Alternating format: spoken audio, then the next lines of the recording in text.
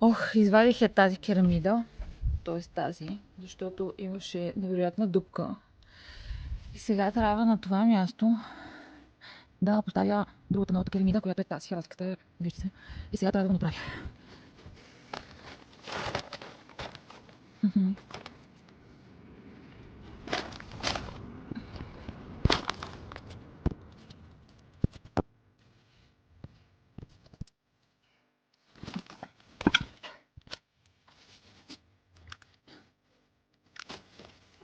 Положението на покрива е критично и много внимателно извадих керамидата старата и по същия начин много внимателно трябва да поставя тази керамида, която сега ще поставя. Така че, нека видим какво и как.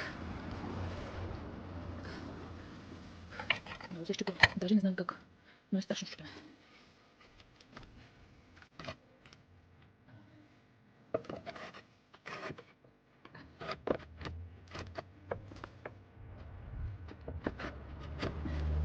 До тук добре. Капо средата сме.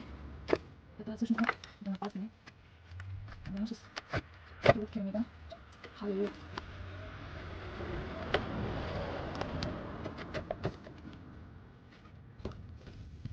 Хора, не си керамидата и не мога да повярвам. Пазна навсякъде. Пазна навсякъде и другите. Смисъл, къде така просто си пазна и си заспа керамидата. В момента я проверявам дали е застанала изключително правилно на мястото си, доколкото е възможно. Да. Халелуя. Не съм създадена за това. Аз съм жена, но понякога карваме проактивност, защото положението беше много сериозно. И трябваше да взема решение и видях, качвайки се на постройката, която е надградена. И там всъщност са външната тоалетна и баня. И видях тези керамиди. И когато разбрах, че са същите, реших да рискувам. Много е голямо. Много е голяма керамидата. Но сега съм спокойна, че поне няма да има теч точно тук вече, няма да има кова. Ето сега ще видите как изглежда. Погледнете, тя е като чиста нова. Като чиста нова. Еха. Що пък да не мога да си направя покрива, просто да си дам по-дълго тук. Не е толкова сложно, обаче има места, които, като това, например, и дали не, мисля, че е един от тези дървеници, които са, и някакви други орещи, които обичат дърво. И така като гледам, то покрив съвсем спокойно мога да си го направя. Да. Да. Гледай колко съм горда. Ето тук.